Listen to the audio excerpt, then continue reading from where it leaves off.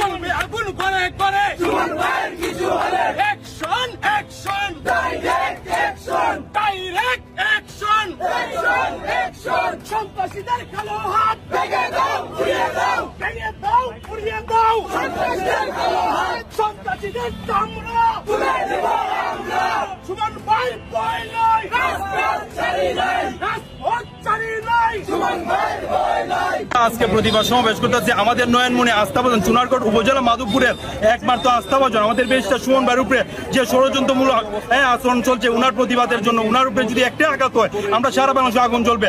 যে দুষ্কৃতিকারীরা এই হুমকি দিয়েছে তাদেরকে ধরে এনে আইনের আওতায় এনে সুষ্ঠু বিচার দেওয়ার জন্য এবং বিচার করার জন্য আমি দাবি জানাচ্ছি।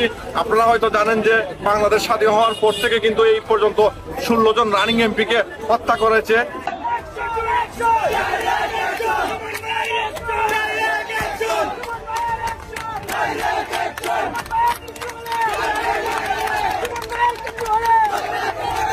যদি ব্যারিস্টারের উপর আরেকবার আঙ্গুল করা হয় তাহলে বন্যার পানির মতো সারা দেশের আপামর জনসাধারণ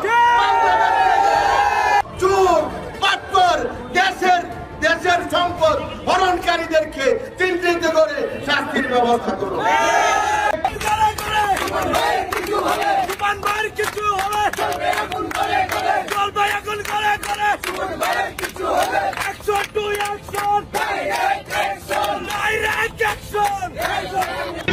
পুলিশ যেন এইগুলার যেন সন্ত্রাসীকে আমাদের চিহ্নিত করে আমাদেরকে হাতে ধরে দিতে পারে, আমরা তাদেরকে চেনা দরকার। এরকম বেশটা সঙ্গে হারালে চুনাঘাট মাধবপুরের মতো সারা দেশের মতো এরকম তরুণ নেতা এবং সারা বাংলাদেশের মতো নেতা এরকম ভবিষ্যতে আসবে কিনা আমার জানা নাই।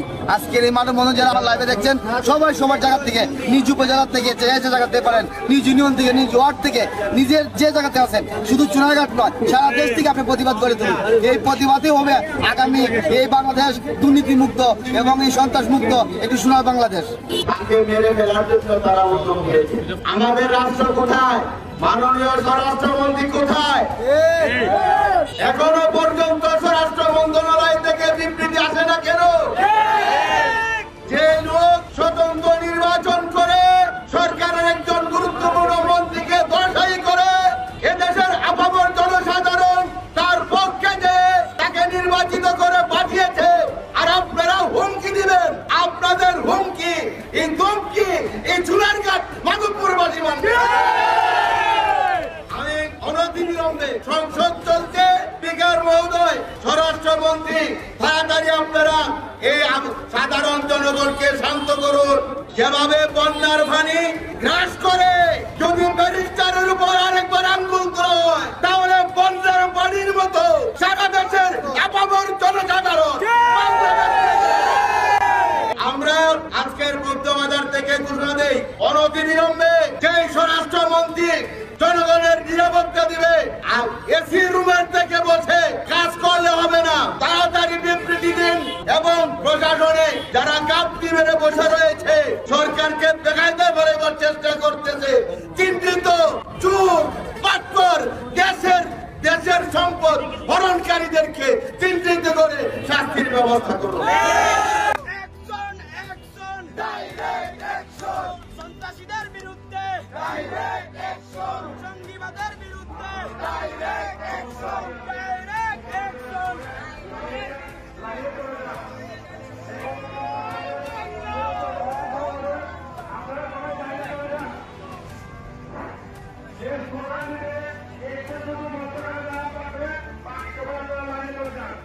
আমি অনুরোধ করব যারা মানববন্ধনে শরীর হওয়ার জন্য আসছেন আপনারা দয়া করে লাইনে চলে যান। এবং রানিং কিছুদিন আগেও কিন্তু ঝিনাইদহের বর্তমান এমপি আনারকে হত্যা করা হয়েছে। এইভাবে যদি দুর্নীতিবাজদের বিরুদ্ধে কথা বলার কারণে আপনার আমার উপর হত্যার হুমকি আসে বা ভয়ভীতি দেখানো হয় তাহলে এই বাংলাদেশের দুর্নীতিবাজদের বিরুদ্ধে কেউ কথা বলবে না।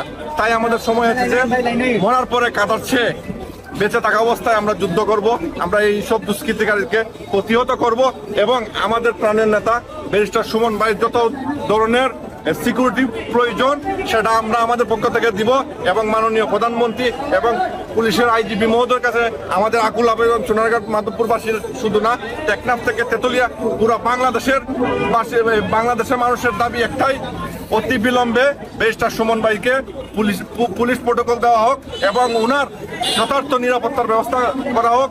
যদি আগামী 24 ঘন্টার ভিতরে এই সব দুষ্কৃতিকারীদেরকে ধরা না হয় তাহলে কিন্তু আমরা পরবর্তী আমাদের আন্দোলন চালিয়ে যাব।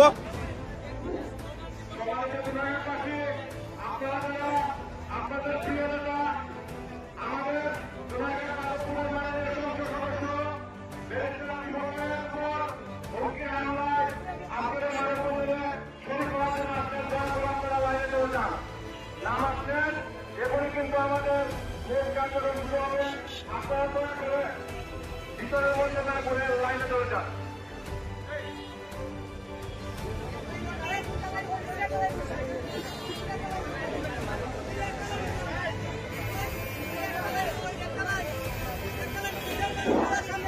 আপনারা যারা আছেন দয়া করে দুইটি লাইনের মধ্যে দাঁড়িয়ে যান। সময় হয়ে যাচ্ছে। আপনারা যারা আছেন দয়া করে